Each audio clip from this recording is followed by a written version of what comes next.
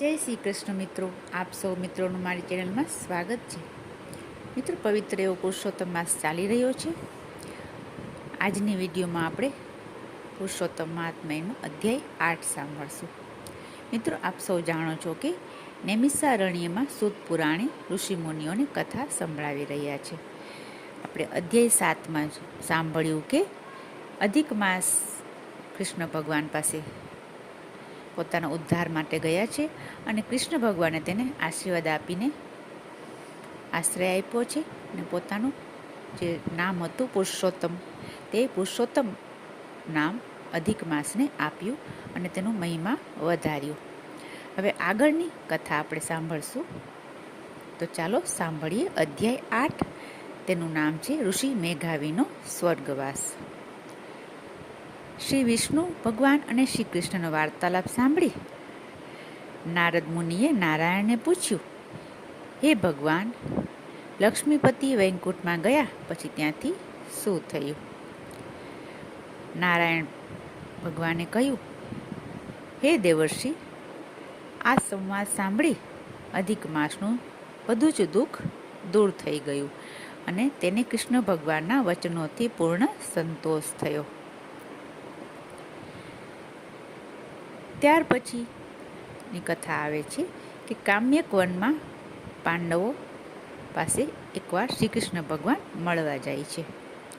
ત્યારે શ્રી કૃષ્ણ ભગવાન ધર્મરાજા યુધિષ્ઠિરને કહે છે કે હે ધર્મરાજા, તમે પુરુષોત્તમ માસના વ્રત નિયમ નથી કર્યા, તેથી તમારે વનમાં અનેક પ્રકારના સંકટોનો સામનો કરવો પડે છે, અનેક પ્રકારના દુઃખ વેઠવા પડે છે.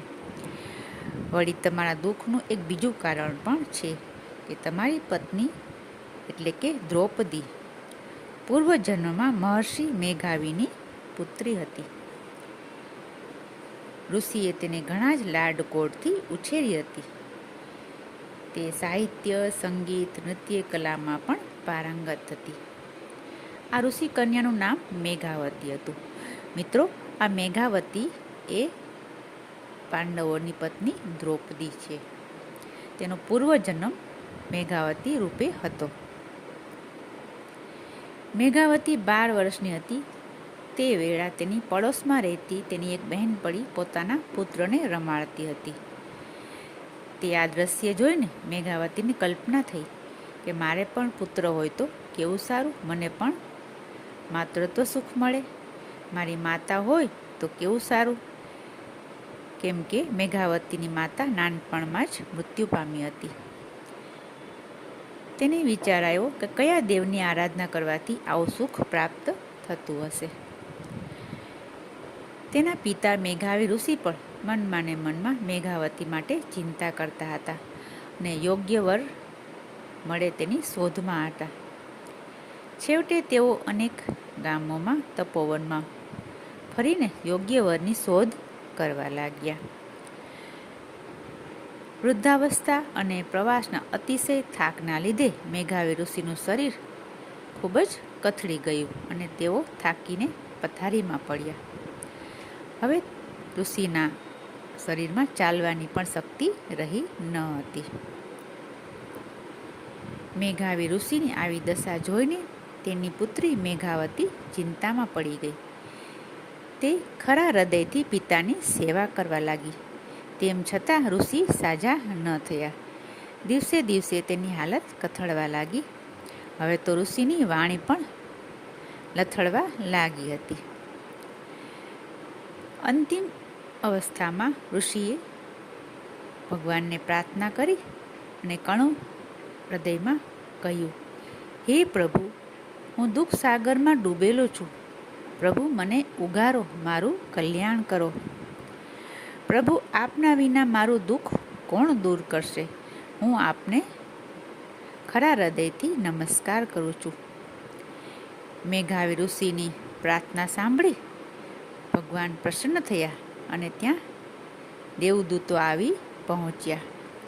દેવદૂતો ઋષિ મેઘાવીના આત્માને પરમેશ્વરના ચરણ કમળમાં પહોંચાડી દીધો.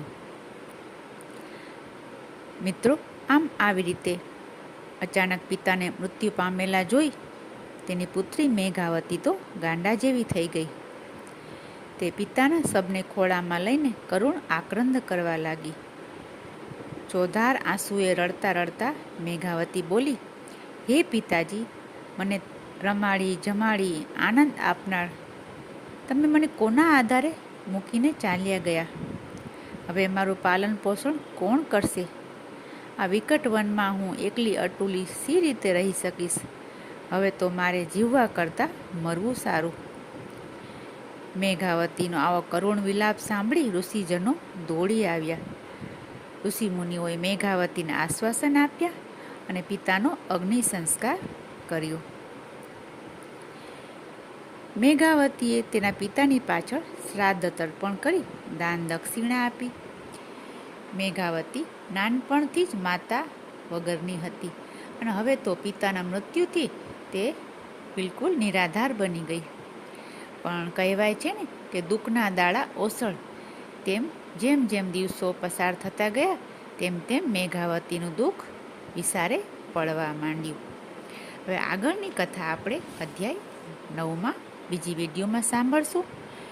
જો આપે હજી સુધી ચેનલને સબસ્ક્રાઈબ ન કરી હોય તો કૃપયા કરી લેશો અને બેલ આઇકન પર પ્રેસ કરશો, જેથી વિડીયોની જાણકારી આપને તુરંત મળતી રહે. વિડીયો સારી લાગી હોય તો લાઈક કરશો અને અન્ય મિત્રોને શેર કરશો. ફરી મળીશું બીજી વિડીયોમાં. ત્યાં સુધી જય શ્રી કૃષ્ણ.